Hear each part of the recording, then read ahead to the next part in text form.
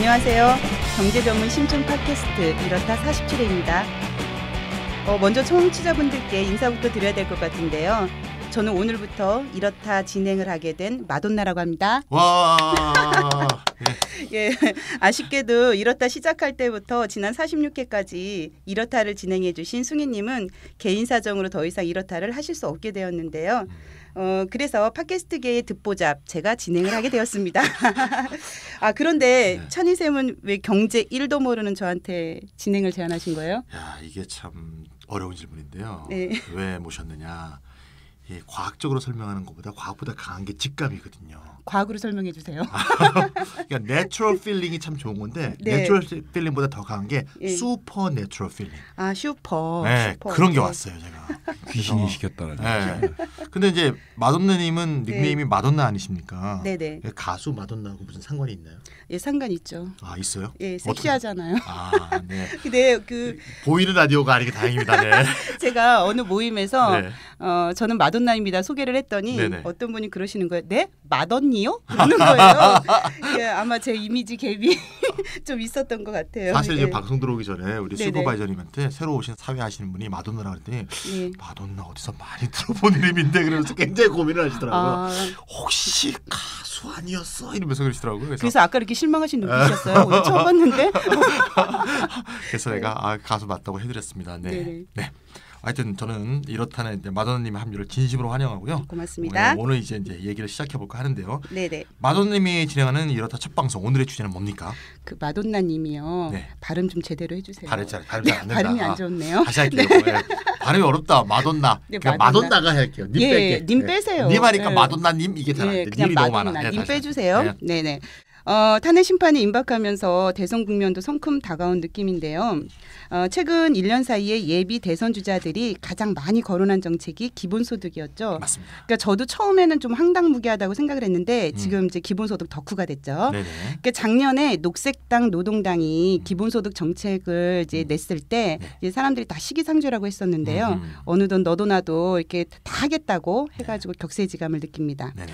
제가 몇 회 들어봤는데 이렇다 해서 기본소득을 많이 다뤘더라고요. 네, 최근에는 이제 우리가 한 달에 한 번 정도 하고 있습니다. 예. 그러니까 기본소득이 정당성이나 필요성 차원을 넘어서 구체적인 정책 차원에서 논의되기 시작했는데 이 전통적 복지 정책과 기본소득을 비교하는 사람들이 많아졌어요. 네네네. 그래서 전통적 복지 정책이 옳은지 특히 뭐 수당의 확대 이런 얘기들을 하는데요. 네네. 기본소득이 옳은지 하는 논쟁도 최근에 이것저것에서 벌어지고 있는데요.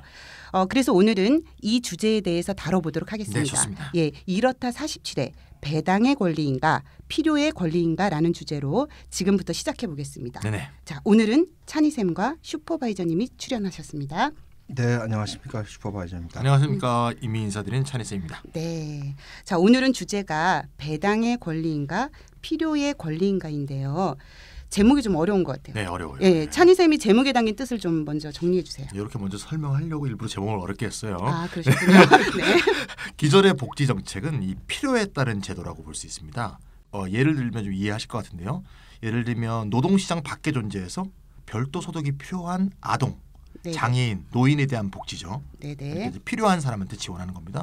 또는 이제 기초생활수급자 같은 저소득층에 대한 소득 지원도 있겠고, 의료나 교육, 보육처럼 사회 서비스별로 하는 사회적으로 필요한 곳에 국가가 지원하는 거, 이게 기존의 이제 복지 정책이라고 볼 수 있겠죠. 그래서 이제 필요의 권리에 따른 기존의 복지 제도는 그러면 보편 복지인가 선별 복지인가, 요거 갖고 막 가끔 개념상의 혼동을 좀 빚는 사람들이 있는데요. 결론부터 말씀드리면 필요에 따른 복지는 보편 복지도 있고 네네. 선별 복지도 있어요. 그렇죠. 예를 들면 기초생활수급자 지원이나 65세 이상에게 주는 기초연금 등은 우리나라에서는 지금 재산소득 심사를 하잖아요. 네, 그렇죠. 그러니까 네. 부양의무제도나 네네. 그래서 장애인 등급제를 음. 폐지하라고 지금 요구들이 많잖아요. 네네. 예. 그 기초연금도 원래 그 박근혜 공약에는 100% 주는 거였는데 지금 네네네. 이제 심사를 해서 70%만 주고 있죠. 네네. 이건 이제 수급자를 정하는 선별복지가 되겠고요. 네. 우리나라에서 지금 실시되고 있는 누리과정 같은 거 이제 3세부터 5세까지 유아 모두에게 제공하죠. 또 중학교까지 의무교육 이런 건 이제 모두에게 공평하게 주는 거니까 이런 건 이제 보편 복지다 이렇게 얘기할 수도 있습니다. 그러니까 기존의 복지제도에는 선별복지와 보편복지가 섞여 있다 뭐 이런 얘기군요. 네, 맞습니다. 네. 그에 반해 기본소득은 대표적인 보편복지에 해당하고요. 네네네. 그래서 제가 최근에 이제 구호를 하나 만들었어요. 네네. 무계보정. 이거 저 꼭 다이어트 용어 같아요. 무게를 보정한다. 뭐 이렇게. 저는 무지개 같은 느낌도 드는데 무지개요? 무게 보정. 아름답게 말씀하셨네요. 예. 무지개 보정이 뭐냐? 무조건성, 개별성, 보편성, 정기성. 기본소득의 가장 중요한 네 가지 정의를 하나의 이제 두음 문자로 만든 건데 묻지도 따지지도 않고 모든 개인에게 정기적으로 현금을 지급한다. 이게 기본소득이잖아요. 아, 이거 무게 보정. 네네. 근데 예전에 충분성은 어디로 갔어요? 충분성은 이제 충분성이 있게 줘야 되는데 네네. 아직은 우리가 충분성 있게 줄 수 있는 이게 조건이 좀 무리익지 않았기 때문에 일단은 무게 보정으로 가고 나중에 충분을 어떻게 더할까 하는 걸 좀 고민하는 게 좋을 것 같아요. 그러면 무게 보정까지만 돼도 그래도 많은 발전이다 이런 얘기인 것 같은데 이거 유행어 될 것 같아요. 마돈나님 이거 발음이 어렵다. 마돈나가 유행어로 만들어주세요. 이거 좀 많이 해주세요. 결론적으로 말해서 기존 복지제도하고 기본소득의 차이를 보편성과 선별성 차이로는 설명할 수가 없다는 얘기입니다. 그쵸. 그럼 어떤 차이가 있느냐? 기존의 복지는 지금까지 설명했듯이 필요에 따른 권리라고 한다면 기본소득은 사회 구성원으로서 공동체 속의 대등한 주체로서 국가로 받는 배당이다. 이렇게 구별할 수 있다는 거죠. 다시 말해서 관점과 사상 자체가 다른 거다. 이런 취지에서 그걸 제목으로 표현해 보니까 배당의 권리냐 필요의 권리냐 이렇게 이제 제목을 만들었다. 이렇게 설명을 드리겠습니다. 네, 맞습니다. 사실 저도 이게 개념적으로는 그 보편복지에 가까운데 기본소득을 왜 꼭 복지의 틀에 가둬야 될까 뭐 이런 고민들도 있었는데요. 맞습니다. 여하튼 어떤 사람들은 보편복지란 말을 기존의 사회복지를 확대하자는 것으로 사용하면서 기본소득과 대립하는 의미로 사용하기도 하고요. 내가 만드는 복지국가 이거 오연호 씨가 그렇게 쓰고 있죠. 보편복지인가 기본소득인가 그거는 그렇게 설명해요. 그러니까요. 그래서 한편에서 일부 기본소득 지지자들은 기본소득이 보편복지고 기존의 복지 정책은 선별복지라고 말하는 경우도 있거든요. 그런 분들도 가끔 있죠. 그렇죠. 그래서 기본소득과 관련해서 보편복지란 개념이 혼란스럽게 사용되고 이해되는 경우가 많았던 것 같아요. 찬희생의 말씀대로 필요와 배당의 차이로 설명하면 좀 명확할 것 같으네요. 필요의 권리에 대해서는 이미 찬희쌤이 말씀해 주셨고 기본소득이 사회 구성원으로서 정당하게 받는 사회적 배당의 의미라는 점에 대해서 슈퍼바이저님이 좀 정리 좀 해주시죠. 네, 뭐 일단 기본소득에 대해서 사람들이 이제 권리적 성격을 갖는다 이런 말을 하는데 그건 딱히 기본소득의 성격만은 아니에요. 따지고 보면 한국의 사회보장제도의 수호권도 권리적 성격을 가지고 있어요. 법률에도 그렇게 돼 있고. 그렇죠. 그리고 뭐 거의 많은 사회복지 혜택들이 서구 국가에서는 권리적 성격이 있는 것으로 취급되고 그래서 뭐 액수를 많이 줄인다든지 이런 것들은 다 소송으로 가게 돼 있습니다. 그럼 권리냐 아니냐가 핵심적인 기준이 아니다라는 말씀 드릴 수 있을 것 같고요.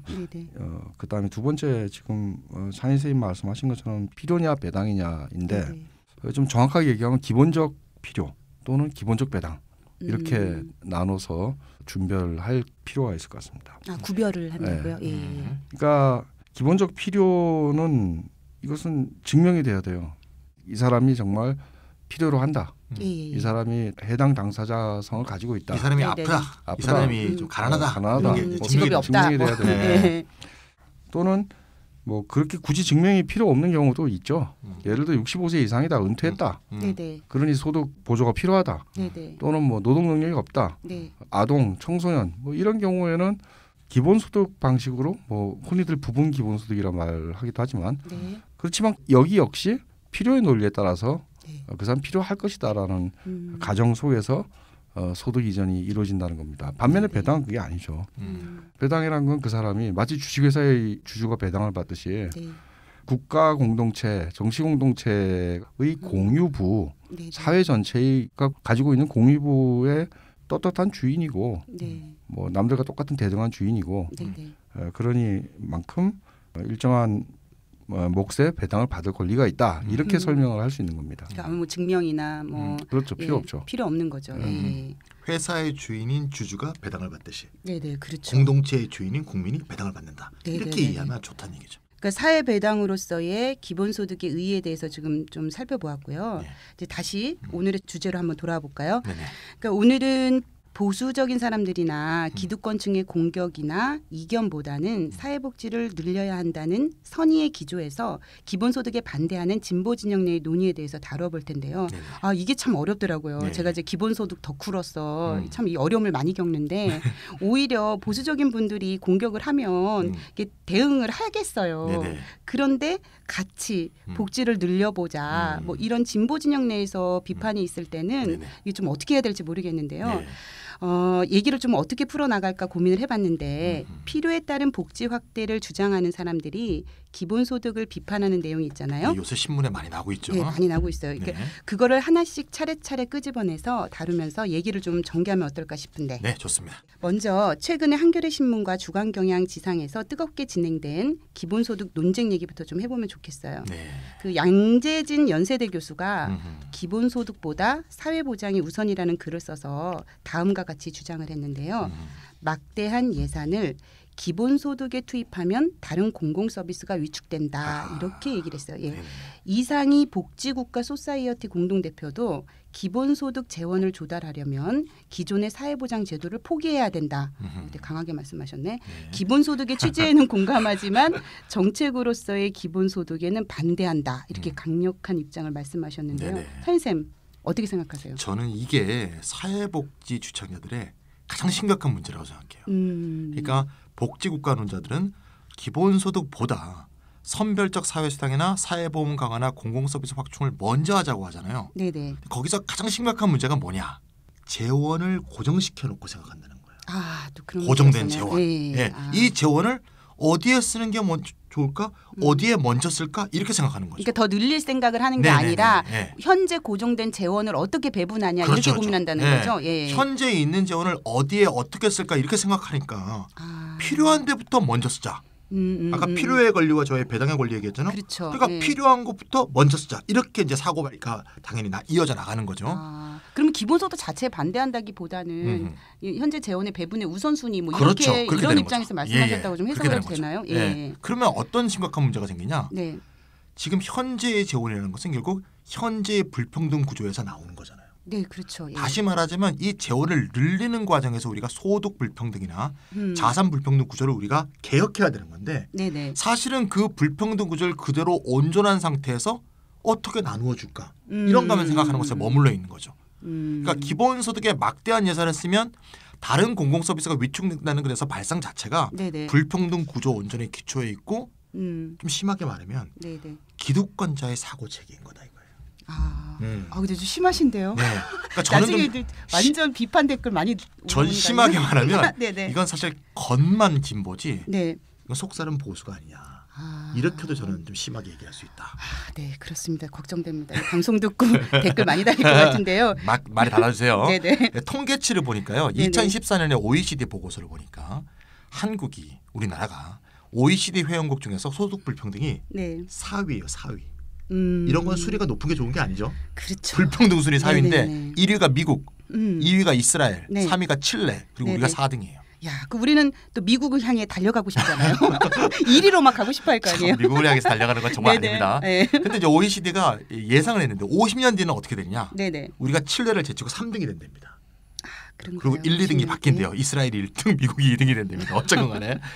그래서 OECD의 권고사항이 뭔가 하면 저소득층의 기회를 확대하고 누진세를 강화해야 된다 이렇게 주장한다. OECD가 OECD도 누진세를 강화하라고 하는데 운동권이나 좌파가 하는 얘기가 아니에요. 그런데 이걸 재원을 그대로 놓고 이 재원을 갖고 일단 사회보장을 먼저 써야지 기본소득 쓸 돈이 어딨냐 이렇게 얘기하면 OECD보다도 못 미친다는 얘기죠. 그러네요. 우리나라 지금 10% 상위 10% 소득 집중도가 2015년에 48.5%예요.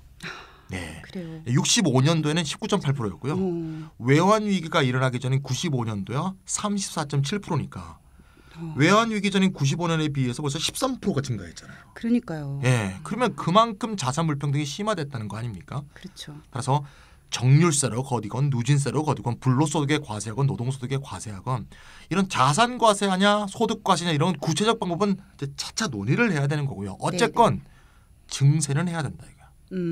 증세는 불가피하다. 그래서 증세를 전제로 하지 않는 복지 확대 논의는 저는 다 사기다. 이렇게 얘기하고 싶습니다. 근데 저는 증세 알러지, 뭐 네. 증세 혐오, 조세 저항이기 만연한 한국 사회에서 증세라고 하면 좀 걱정이 되긴 하는데요. 네. 증세를 전제로 하지 않는 복지 확대 논의는 다 사기다. 뭐 이런 게 본질이라는 거죠. 네네. 예. 그러면 슈퍼바이저님도 같은 생각이세요? 맞는 얘기고요. 증세 전제하지 않는 복지 확대는 사기죠.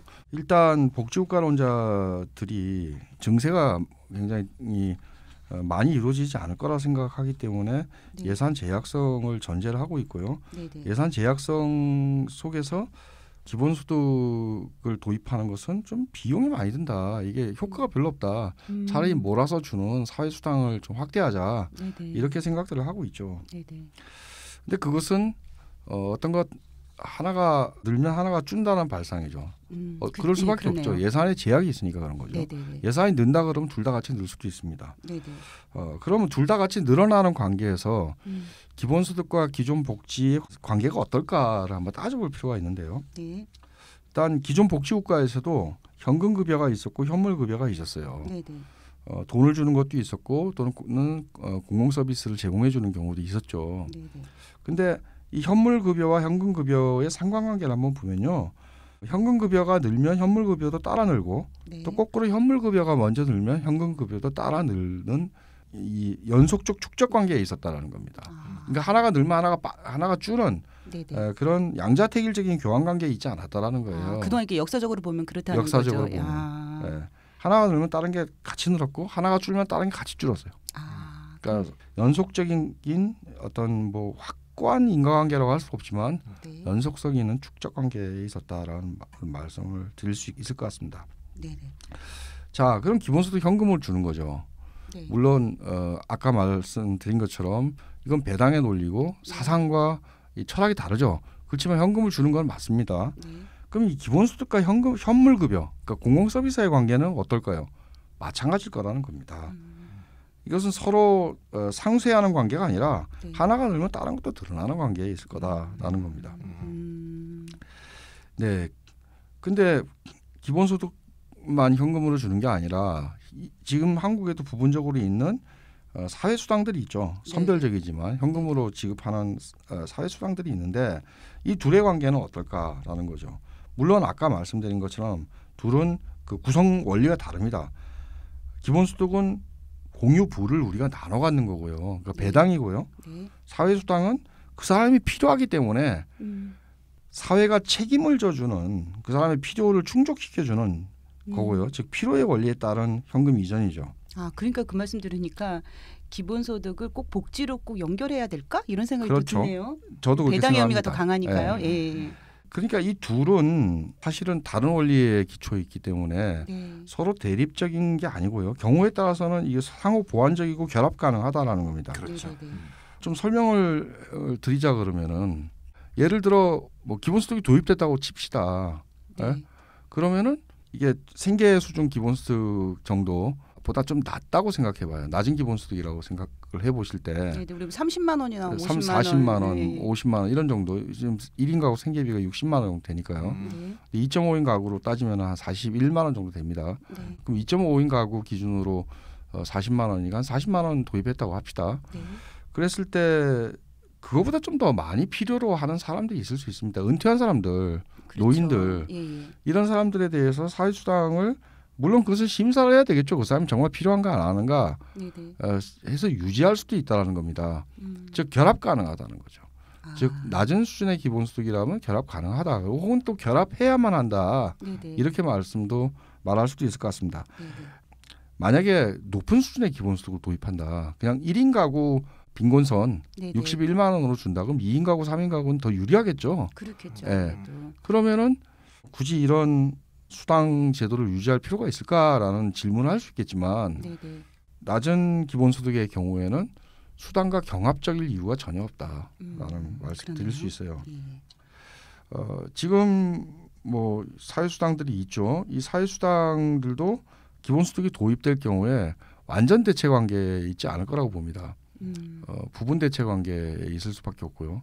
예를 들어 뭐 기초생활 수급권이 액수가 48만 원, 50몇만 원 되는데 40만 원이나 30만 원 주고 적게 받아라. 당신도 국민의 일원이니까. 그 사람들은 필요로 하는 사람들인데 그렇죠. 그렇게 할 수는 없잖아요. 그 수급자분들 만나서 기본소득 설명한 적이 있었는데 그걸 가장 걱정하시는 그렇죠. 거예요. 내가 만약에 기본소득을 받게 되면 그동안에 받고 있던 어떻게 되냐. 현금 급여가 줄어드는 거 아니냐. 이거 걱정 많이 하시더라고요. 줄어들지 않도록 해야 된다.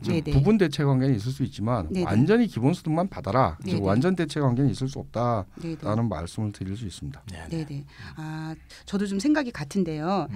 이상희 씨 등 복지국가론자들의 주장의 맹점이 논의를 좀 섞어버리는 것 같은데요. 맞아요. 예컨대 이재명 시장의 기본소득안을 비판하면서 기본소득으로 기존 복지체제를 대체하려 한다.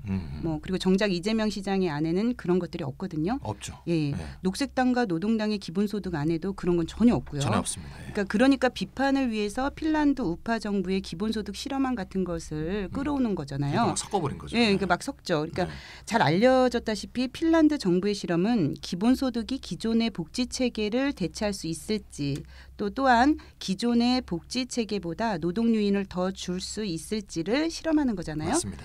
그러면서 기본소득은 기존의 복지국가 체제를 대체하려고 하는 기획이다. 그러니까 이상희 씨가 그렇게 단정하는 거죠. 그러니까 기본소득은 기존 복지체계를 삭감할 의도가 없어요. 그러니까 다만 기존의 복지체계를 확대해서 지금의 문제를 해결할 수 없다고 말하는 것입니다. 맞습니다. 한 말씀을 잠깐 드리면요. 2016년에 기본소득 지구 네트워크 총회가 서울에서 열렸는데 그때 정책안이 채택이 된 게 있습니다. 물론 정책안이기 때문에 권고죠. 권고안. 전 세계에 있는 기본소득 국가별 네트워크와 운동단체에게 기본소득은 이래야 된다는 권고안인데 그 권고안은 두 가지로 되어 있습니다. 하나는 가능하면 생계 수준 이상의 높은 기본소득, 문화적 사회적 참여가 가능한 높은 기본소득을 채택해라라는 거고 두 번째는 그렇지 않은 경우에 절대 현존하고 있는 사회복지 재정을 삭감해서 그것을 기본소득에 돌려서는 안 된다라고 되어 있습니다. 아주 중요한 점. 중요하죠. 그러니까 소셜 컷, 사회복지 삭감으로 기본소득 지원을 만들어서는 안 된다라고 권고안을 채택한 바가 있습니다. 그러네요.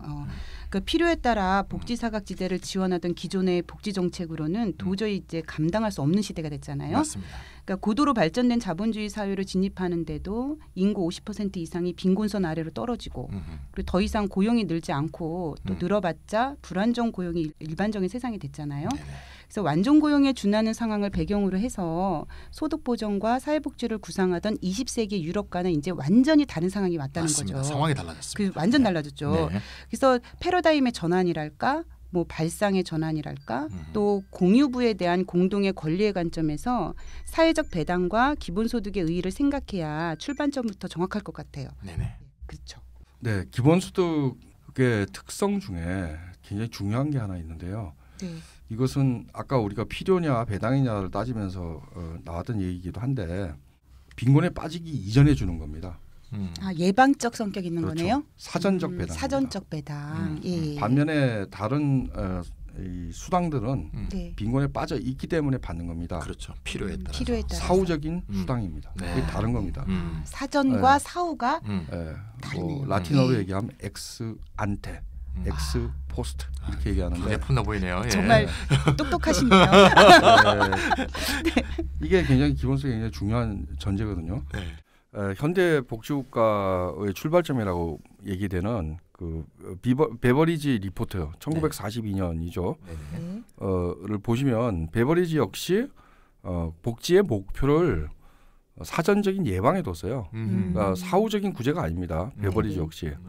근데 사전적인 예방을 하려고 그러면 기본소득 같은 배당을 실시했어야 되는데 베버리지는 그런 생각 안 했거든요. 왜 그랬을까? 이걸 좀 살펴볼 필요가 있습니다.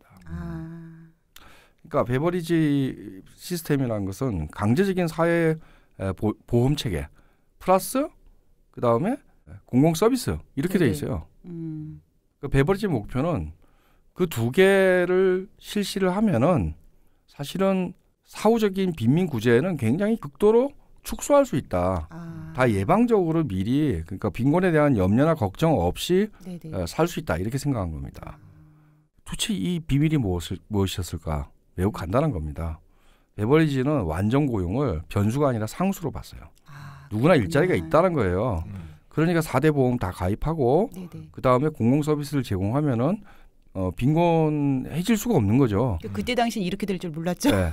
그리고 근데 뭐 아프다든지 뭐 이런 사람도 있잖아요.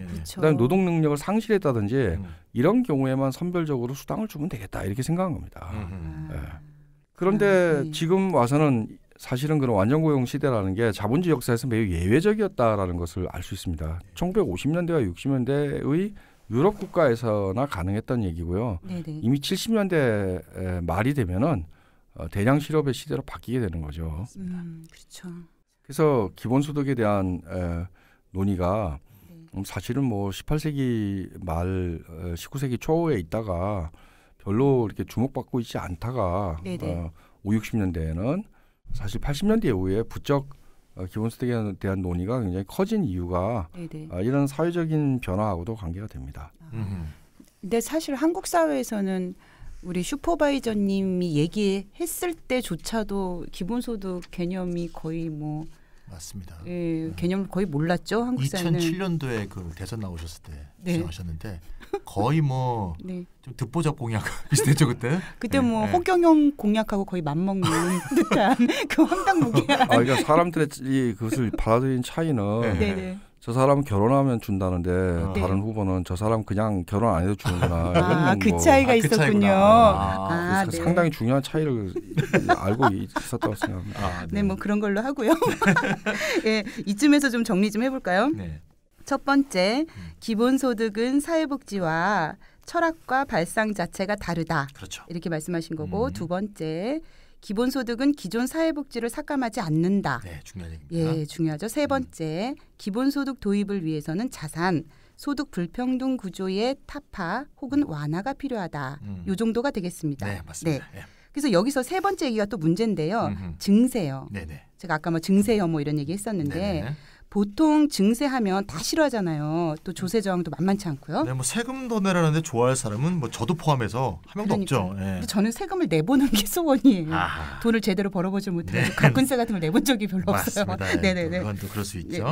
많은 사람들이 이제 증세에 이제 거부감을 가지고 있으니까 증세라는 말 자체가 좀 사람들이 이제 기피하려고 그러고. 그렇죠. 혹자는 또 그 증세라는 말로 사람들을 위협하는 경우도 있어요. 그렇죠. 2월 22일자 며칠 전인데 한겨레 신문을 보니까 권태호 기자가 기본소득 내야 받는다라고 이제 제목을 뽑고 이 글을 보는 사람이라는 아마 기본소득보다 기본세금을 지금보다 더 내야 할 것이다. 기꺼이. 저도 읽었어요. 이러면서 이 짧은 글이 끝나는데 뭐 글의 내용은 뭐 사실 기본소득 지지의 글이에요. 지지의 글이에요. 글인데 그 마무리 부분을 읽다 보면 좀 깨름직해요. 그러니까 저도 그거 보면서 뭐 내 거인 듯 내 거 아닌 내 거 같은 기본소득 뭐 이렇게 얘기하는 좀 아리까리하게 쓰셨더라고요. 그래서 혹시 그 기자님 또 이렇게 말씀드려서 죄송하지만 지능적 안티 아니신지 원. 설마 뭐 그러지는 않을 것 같고요. 근데 기본소득보다 기본세금을 지금보다 더 내야 될 것이다. 이거는 일단 어투도 잘못됐고요. 그쵸. 표현도 적절하지가 않습니다. 어쨌건 그 말을 보다 보면 사람들이 이런 생각을 하게 될 것 같아요. 이거 분명히 돈을 더 내서 오히려 피박 쓰는 거 아니냐. 이런 생각들을 하게 될 것 같아요. 세금 더 걷어가고 기본소득 조금 주는 거 아니야? 뭐 이런 식으로. 권태호 기자님은 맨 끝에 기꺼이란 말을 붙였거든요. 그렇게 이제 도덕적인 어떤 말을 붙이셨는데 사실 어떤 정책을 설득하기 위해서는 도덕적 설교보다 현실적으로 너에게 이익이 된다. 이렇게 설명하는 게 제일 쉬워요. 증세와 기본소득의 관계는 아주 간단하게 수학적으로 설명하면 돼요. 그러니까 다시 말해서 증세로 돈을 더 내는 것보다 기본소득으로 받는 게 더 많으면 증세를 찬성할 수밖에 없어요. 근데 이게 진짜 간단하잖아요. 아주 간단한 나도 거예요. 받고 싶고 받으면 좋은 거잖아요. 맞습니다. 세금 조금 내고 더 많이 받으면 좋은 거 아니에요? 그리고 이거는 연말정산같이 복잡하지도 않아요. 또 자기가 특별히 신청할 필요도 없어요. 그러니까요. 연말이 아니라 매월 정기적으로 정산이 돼요. 그러니까 매월 계산해 보면 내가 월에 내는 세금이 얼마고 월에 받는 게 얼마인지 대중들은 똑똑하거든요. 그렇죠. 금방 견적도 나와요. 그러니까 쉽게 한번 계산을 제가 해드릴게요.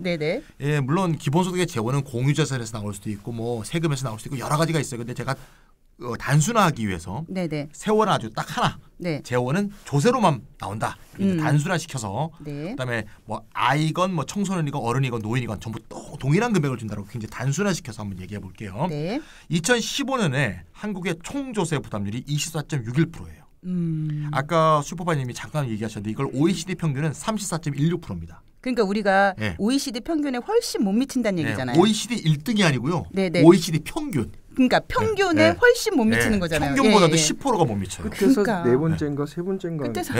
우리가 아까 불평등 비율하고 비슷하다는 걸 알 수가 있죠. 그러니까요. 그러면 요거를 OECD 평균만큼만 올린다고 한번 가정해 보자 이거. 네. 10%가 올라가죠. 그럼 요걸 계산해 보면 180조 정도가 연간 더 거칩니다. 어마어마하네요. 네. 요거를 단순화시켜서 모든 국민에게 1인당 똑같이 나눠준다 그러면 연 360만 원이에요. 그러면 1인당 월 30만 원 정도가 되겠죠? 이거 뭐예요? 그러면은 평균만 올려도 우리가 기본소득 당장 실시할 수 있는 거잖아요. 월 30만 원씩 모두가 받을 수가 있습니다. 그러면 이걸 좀 계산할 수 있어요. 10% 세금을 더 낸다고 하는 게 연 360만 원을 어떤 사람이 더 낸다고 봅시다. 그러면 이 사람은 똔똔인 거죠. 360을 연 받고 세금을 360을 더 내면 이 사람은 똔똔인 거죠. 그래서 소득공제가 굉장히 또 복잡하지만 이런 거 다 빼고 단순화시켜서 연소득 3,600만 원이면 10% 세금이 증가할 경우 360만 원을 더 내게 되잖아요. 그렇죠. 그러면 연소득 3,600만 원인 사람은 똔똔인 거죠. 그러네요. 근데 1인 가구도 있지만 만약에 3인 가구라고 해봅시다. 그러니까 3인 가구가 되면 3,600 곱하기 3이니까 1억 800만 아닙니까? 그럼 3인 가구 소득으로 1억 800만이 되는 사람 미만이면 세금 360 더 내는 것보다 받는 기본소득이 더 많다. 이렇게 말할 수 있다는 얘기죠. 이득이네요. 무조건 이득이죠. 무조건 이득이네요. 뭐 4인 가구라면 더 이득이 되겠고요. 누진세로 하면 더 이득이 될 거고요. 그러네요. 뭐 정확히 계산해봐야겠지만 뭐 느낌으로 보더라도 국민의 80% 혹은 90%는 무조건 이득이다 이렇게 말할 수 있습니다. 그렇구나. 그러니까 많은 사람들이 증세에 거부감을 갖는 이유는 정부를 불신하기 때문인 것 같아요. 맞아요. 정부가 그러니까 그지 같지 않습니까? 그러니까 이렇게 찬이쌤이 이렇게 정리해 주신 걸 보니까 나 이렇다라면 세금 내도 되겠어 이런 생각이 들거든요. 그렇죠. 그러니까 세금을 더 내도 세금 도둑놈들이 많기 때문에 또 정부를 불신하는 거죠. 그러니까요. 또 특히 또 군납 비리 같은 거 보면 정말 황당하잖아요. 수십조 걷어놓고는 뭐 침대가 삐걱거리고 있고 뭐 그러니까요. 뭐 군납 밑창 뜯어지고 맞아요. 관료 체제 속성상 중간에 뜯어가는 기관 사람들이 너무 많은 것 같아요. 맞습니다. 그래서 거기다가 또 복지 같은 경우에 심사 과정에서 또 이제 필요한 사람에게 꼭 가는 게 아니라 엉뚱한 사람한테 가는 경우도 있고. 비리죠, 이거는. 그렇죠. 그래서 장애인도 아닌데 또 연줄로 또 장애 등급 받기도 하고 뭐 이런 부분들도 있고요. 군인연금도 그렇고요. 그렇죠. 그래서 관료기구의 비효율성 때문에 월급 같은 운영비로 나가는 것도 많잖아요. 맞습니다. 그렇죠? 그리고 자선단체 기부금을 내면 자선단체 운영비로 절반 이상이 사용되는 것과 같은 그런 논리인데요. 그 얼마 전에 전국 장애인 차별철폐 연대 공동 대표이신 박경석 대표님께서 사회보장위원회 벽면에다가 스프레이로 뭐라고 쓰셨냐면 나 박경석 이렇게 썼는데요. 그게 이제 부양의무제와 장애등급제 폐지를 외치려고 이렇게 쓰신 건데 맞습니다. 이게 나 다니엘 블레이크라는 영화 같은 경우를 보면 복지 심사의 비합리성과 비윤리성도 생생하게 나오지만 심사하는 회사 조직의 거대함을 보면 정말 황당해지거든요. 그 조직이 쭉 나오죠. 굉장히 큰 조직이죠. 그러니까 심사 하나만을 위해 저렇게 거대한 조직에 비용을 우리가 이렇게 대고 있는 거죠. 그게 다 돈으로 국민 세금이 쓰이는 거죠. 그렇죠. 그래서 그에 비하면 기본소득은 정말 간명하잖아요. 간명하죠. 그냥 계좌이체 같은 거죠. 계좌이체. 투명하고 또 투명하죠. 그리고 국가는 그냥 모아서 쏘면 그만이에요. 맞아요. 할 일이 없어요. 얼마나 행정 비용이 훨씬 줄어들겠죠. 행정 비용이 없죠 거의. 거의 없죠. 그냥 쏘면 자동차로 쏘면 되니까. 컴퓨터 한 명만 있으면 됩니다. 그러니까요. 그래서 저는 기본소득을 한 번만 실시해 보면 90% 이상의 대중이 강력한 지지자로 돌변할 거라고 믿어요. 저도 그렇고. 그래서 중간에 새는 것이 하나도 없기 때문에 누구를 위한 것인지 투명하게 보일 거고요. 그리고 증세를 지지하는 강력한 동맹이 생길 거라고 봅니다. 기꺼이 생기죠. 기꺼이. 네. 좀 다르게 좀 얘기해 볼까요? 증세를 위한 동맹, 증세 동맹이란 말보다 재분배를 위한 증세 동맹 이렇게 말하는 게 재분배를 위한 앞에 뭐 하나 붙이면 더 좋네요. 그게 더 좋겠네요. 기본소득의 정신을 정확히 보여준다고 생각이 들어요. 증세 동맹, 증세를 해서 예를 들어 공공 서비스 확대할 수도 있고요, 사회수당 줄 수도 있고 그런 것도 한국에 더 필요합니다. 저도 찬성하고요. 기본소득 재원으로 따지자면 이것은 사실 국가가 그런 재정을 활용하는 게 아니거든요. 위에서도 뭐 마도나님 말씀하셨지만 그냥 계좌이체 하는 거죠. 네. 그러니까 모아서 n분의 1로 나눠주는 거예요. 모을 때는 부자는 많이 내고 가난한 사람 쫓겨내죠. 근데 그렇게 거둔 돈을 그냥 n분의 1로 나눠주는 겁니다. 너무 쉽잖아요. 그래서 이게 한번 실현이 되면은 실시가 되면은 국민들의 경우에는 그러니까 뭐 재정 완상이나 조세 완상 이런 게 싹 사라질 거라고 봅니다. 무슨 얘기냐면 내가 이것 때문에 돈을 얼마 냈는데 얼마를 돌려받았네. 나는 이득이네. 이런 게 확실히 보인다는 겁니다. 투명하게 보이죠. 통장에 보이잖아요. 그러니까 사실 기본소득 제도 그 자체는 실시하기 전에는 조세 완상이 있어요. 200조를 더 걷어? 뭐 이런 조세 완상이 있어요. 그런데 실제 실시가 딱 되는 순간은 플러스 마이너스 분명히 보이기 때문에 반대할 사람도 분명하고 찬성할 사람도 분명한 제도인 겁니다. 누가 반대할지는 눈에 보이네요. 그러니까 이제 막대한 재정이 필요하다라는 이 두려움, 이게 저는 이제 조세 완상이라고 얘기를 하는데 재정 완상이란 좀 포괄적인 개념이고요. 즉 걷어들이는 거 쓰는 거 다 일로전이 있다라는 거고요. 그러니까 인지의 불일치가 있다라는 얘기가 재정 완상이고요. 이건 걷어들이는 측면만 봐도 이건 너무 많이 걷어들이는 거 아니야? 뭐 이런 생각을 갖는다는 겁니다. 근데 사실은 그게 국가가 쓰는 게 아니다. 그래서 국민들한테 n분의 1로 나눠주는 것이다라는 게 이해가 된다 그러면은 조세 완상 없어지겠죠. 그러니까 한 번만 받아보면은 딱 사라질 것 같은데. 네. 그리고 두 번째는요. 과연 뭐 186조가 30만 원 주는 데도 필요하다. 그럴 때 186조가 증세 규모냐라는 겁니다. 아까 기본소득은 증세를 해서 재분배하는 거라 그랬죠. 재분배를 위한 증세라고. 근데 186조를 증세했어요. 그럼 186조가 재분배된 겁니까? 그게 아니다는 겁니다. 그게 아니다는 거예요. 여기서 제가 말씀을 드리고 싶은 거는 186조는 일종의 명목조세예요. 186조를 낸 겁니다. 그런데 돌려받은 게 있잖아요. 다 1인당 30만 원씩 돌려받았죠. 그런데 어떤 사람은 더 많이 돌려받았고요. 어떤 사람은 덜 돌려받았고요. 어떤 사람은 돌려받은 게 아니라 더 낸 꼴이 됐습니다. 그랬을 때 더 낸 꼴이 된 사람들이 부담한 액수만 합친 게 증세 규모입니다. 그게 순조세 증가죠. 그게 순조세 증가예요.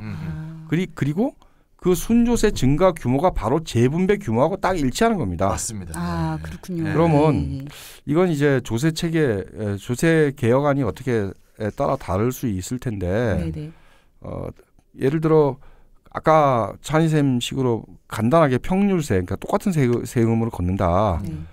그렇게 똑같은 세율을 적용한다.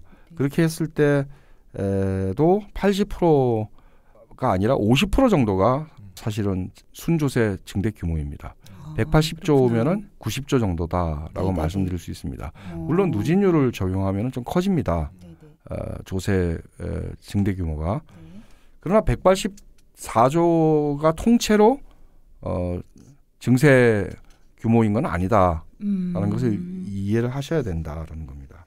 그 180조 중에 90조 그러면 이제 사람들이 또 잘못 이해할 수 있을 것 같아서 제가 좀 덧붙여 보면 그럼 국민의 50%라는 얘기 아니냐 이렇게 오해하시면 안 돼요. 왜냐하면 중위소득이 예를 들면 월 한 88만 원 있는데 평균 소득은 그보다 훨씬 높거든요. 그쵸. 50%한 건 평균 소득 위에 50%이기 때문에 실제 사람으로 본다면 50%보다 훨씬 많게 됩니다. 수혜 규모라 그러죠.